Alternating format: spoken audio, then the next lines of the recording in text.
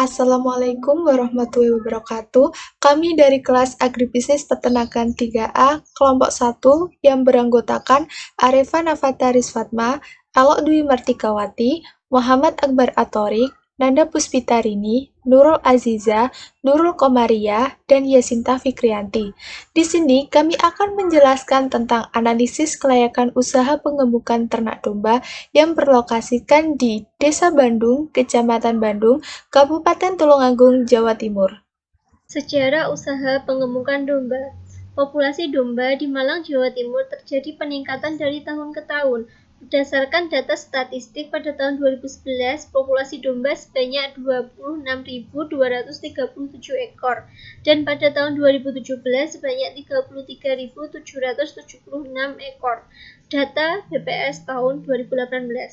Adanya peningkatan populasi domba tersebut sesuai dengan rencana Bupati untuk menjadikan Kabupaten Malang sebagai sentra ruminansia kecil.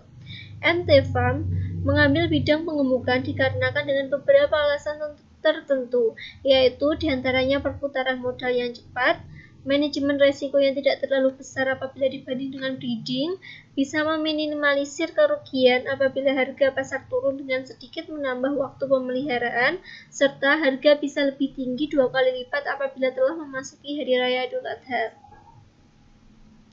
Analisis kelayakan usaha. Analisis kelayakan usaha atau disebut juga feasibility study adalah kegiatan untuk menilai sejauh mana manfaat yang dapat diperoleh dalam melaksanakan suatu kegiatan usaha. Analisis kelayakan usaha dalam bidang agribisnis bermakna implementasi keilmuan analisis kelayakan usaha pada bidang agribisnis, di mana dapat diterapkan pada sub-sub-sistem agribisnis. Jenis-jenis sub-sub-sistem agribisnis antara lain sebagai berikut: 1. Sarana dan prasarana, 2. On-farm atau budidaya, 3. Penanganan dan pengolahan hasil, 4. Pemasaran, dan 5. Sektor penunjangnya. Selanjutnya, manfaat analisis kelayakan usaha. Pertama, menghindari resiko kerugian. Kedua, memudahkan pelaksanaan pekerjaan. Ketiga, memudahkan pengendalian. Keempat, memudahkan perencanaan. Kelima, memudahkan pengawasan. Aspek-aspek analisis usaha. Pertama, aspek teknis, menganalisis unsur teknologi dan cara prosedur suatu usaha. Kedua, aspek ekonomis, menganalisis unsur keuangan dan perekonomian serta perdagangan. Yang ketiga, aspek sosial budaya dan mentalitas, membahas unsur adat istiadat, sosial budaya masyarakat. Keempat, aspek pasar dan pemasaran, strategis untuk memenangkan persaingan dan merebut pasar. Kelima, aspek lingkungan. Misal, dalam sektor peternakan diberlakukan GAP atau GFP. Yang keenam, aspek yuridis atau hukum, kebijakan dan program pemerintah sesuai dengan bentuk kelembagaan ekonomi. Analisis kegiatan agribisnis. Peluang usaha domba menurut letak wilayah. Usaha peternakan domba termasuk salah satu jenis usaha yang harus mendapat perhatian untuk dikembangkan di Indonesia. Pada saat ini, kegiatan ekonomi yang berbasis ternak domba terpusat pada peternakan rakyat di daerah pedesaan dengan motif usaha subsistem. Peternakan domba mayoritas masih dilakukan di daerah pedesaan dan belum optimal dalam melakukan bisnis. Faktor penghambat usaha peternakan domba. Usaha peternakan domba yang masih berada di pedesaan didasari oleh peternak yang berasal dari wilayah tersebut, dan faktor penghambat yang sering terjadi adalah kurangnya modal untuk mengembangkan usaha. Bibit juga berpengaruh besar dalam usaha peternakan domba, dikarenakan jika bibit yang diperoleh dengan harga yang mahal, kemudian harga jualnya murah, itu akan menyebabkan peternak menjadi rugi. Pemasaran pada domba. Pemasaran pada domba dalam tempat praktikum ini masih bersifat tradisional dan belum memakai sistem penjualan dengan berat badan, atau peternak hanya menjual dan memasarkan domba miliknya dengan penjualan satuan ekor. Hasil samping peternakan domba.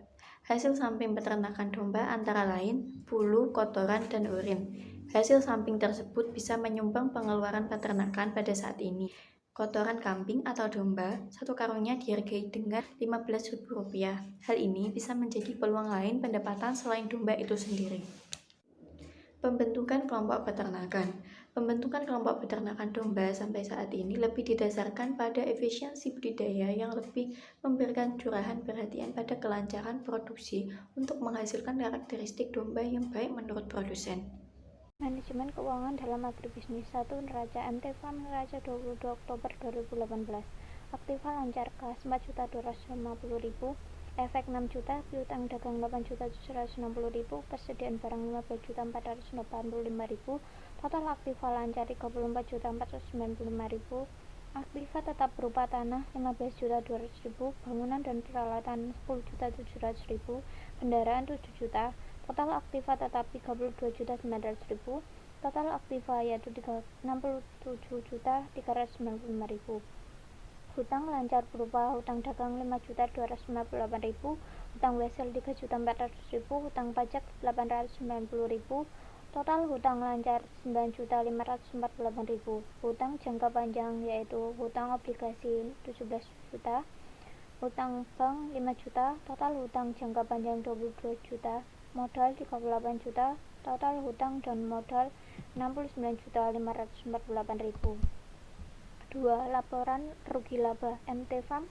Laporan rugi laba tahun 2018, penghasilan 16.490.000, harga pokok penjualan 53 juta, profit kotor 63 juta, biaya operasional 12.600.000, earning before interest and tax atau EBIT 43.500.000, bunga 4.100.000, earning before tax atau EBT 28 juta, pajak 30% 10 juta, earning after tax atau EIT 18 juta.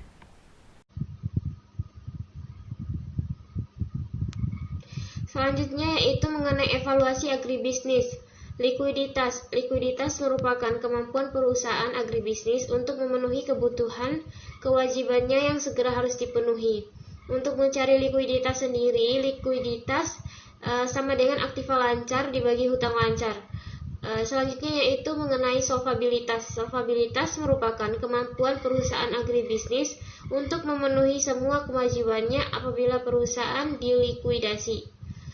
Untuk mencari solvabilitas yaitu dengan rumus solvabilitas sama dengan total aktiva dibagi total hutang. Selanjutnya yaitu mengenai rentabilitas.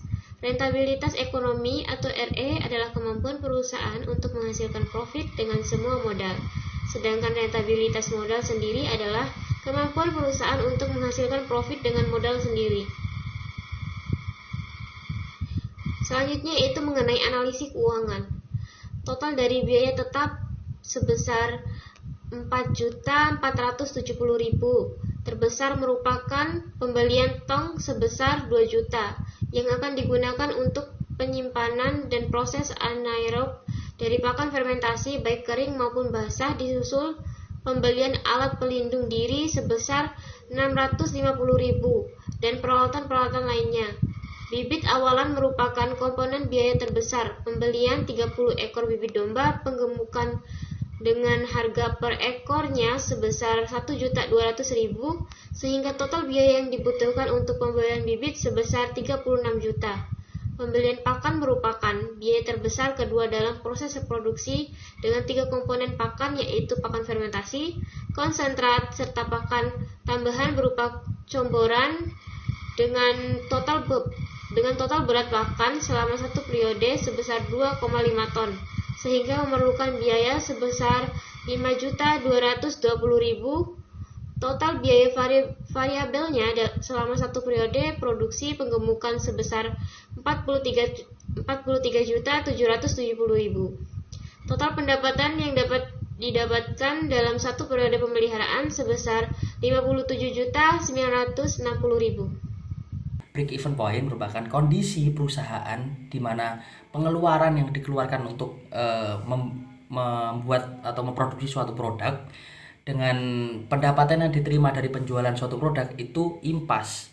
Jadi perusahaan berada di posisi tidak memiliki untung dan tidak memiliki rugi.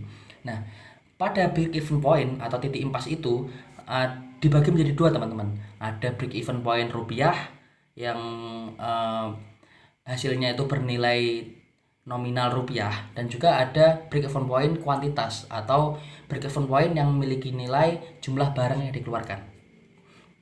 Pada perusahaan perusahaan peternakan domba yang saya analisa memiliki break even point rupiah senilai 18.300 sekian. Jadi perusahaan itu akan menutup kerugian atau mencapai titik impasnya ketika sudah memiliki pendapatan senilai 18.300 sekian. Itu untuk rupiah. Dan untuk kuantitas diperoleh angka 9,4. Jadi kalau ini kan kuantitas atau produk yang dihasilkan adalah domba. Jadi perusahaan harus menjual domba 9 sampai 10 ekor untuk mencapai titik impasnya. Jadi perusahaan nggak untung nggak rugi di angka tersebut. Lalu ada B per C dan R per C. Ini adalah analisa kelayakan usahanya. B per C ini merupakan benefit per cost atau keuntungan dibagi dengan biaya dengan jumlah total 0,2. Lalu R per C ini revenue per cost atau pendapatan penerimaan dibagi dengan biaya total dengan jumlah 1,2. Kita berlanjut ke slide selanjutnya, slide 14. Di slide 14 ini kita bahas rasio analisa kelayakan usahanya. Yang pertama yang kita bahas adalah rasio likuiditas atau kemampuan suatu perusahaan untuk menutupi utang jangka pendeknya. Pada kesempatan kali ini ada dua yang kita bahas atau yang kita analisa. Yang pertama rasio lancar dan yang kedua rasio cepat. Rasio lancar ini bisa didapat dari aset lancar dibagi dengan kewajiban lancar, yang mana hasilnya 3,61.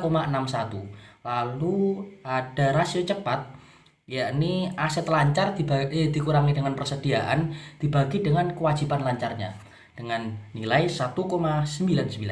Dan lanjut ke rasio leverage. Nah, rasio leverage ini ialah perusahaan menggunakan aset yang menyebabkan harus membayar biaya tetap dan menggunakan utang. Apabila semakin tinggi nilai hasil dari rasio leverage, maka semakin tinggi juga beban yang ditanggung oleh perusahaan. Jadi semakin besar nilai rasio leverage-nya, maka perusahaan itu nggak layak gitu bahasa kasarnya. Nah, rasio leverage yang kita hitung adalah rasio utang, yakni kewajiban lancar ditambah dengan kewajiban jangka panjang dibagi dengan total aset yang menghasilkan angka 0,46. Semakin tinggi selama mendekati 1 nih, itu perusahaan menanggung banyak beban.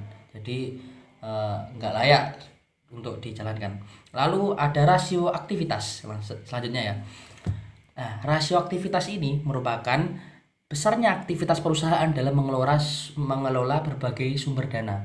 Nah, rasio aktivitas ini dibagi menjadi beberapa ya teman-teman ya. Yang pertama ada rasio perputaran persediaan, lalu ada rasio perputaran piutang, lalu ada rasio perputaran aktiva tetap. Nah, yang terakhir ada rasio perputaran seluruh aktiva ya, atau total aset. Nah, yang akan kita bahas pada kesempatan kali ini ada dua sih. Ada rasio perputaran persediaan dan juga rasio perputaran total aset atau rasio perputaran aktiva. Rasio perputaran persediaan dengan rumus HPP dibagi dengan rata-rata persediaan, kita dapatkan hasil 3,42. Lalu untuk perputaran total aset, ya ini dengan pembagian penjualan dibagi dengan total aset yang dimiliki perusahaan dengan hasil 0,24. Mungkin itu saja yang ingin saya bahas pada kesempatan kali ini. Yang terakhir merupakan perhitungan rasio profitabilitas, yaitu menghitung adanya margin keuntungan, tingkat pengembalian aset, dan juga tingkat pengembalian ekuitas. Untuk perhitungan margin keuntungan didapat dari laba bersih dibagi penjualan dikali 100%, yaitu 18 juta dibagi 16.490.000 dikali 100%, mendapatkan hasil 1,09. Untuk tingkat pengembalian aset didapat dari perhitungan laba bersih dibagi total aset, yaitu 18 juta dibagi 67.395.000 yang mendapatkan hasil 0,26. Untuk yang terakhir, Tingkat pengembalian ekuitas didapat dari laba bersih dibagi ekuitas, yaitu 18 juta dibagi 38 juta, yang mendapatkan hasil 0,47. Sekian presentasi dari kelompok kami, kurang lebihnya mohon maaf. Wassalamualaikum warahmatullahi wabarakatuh.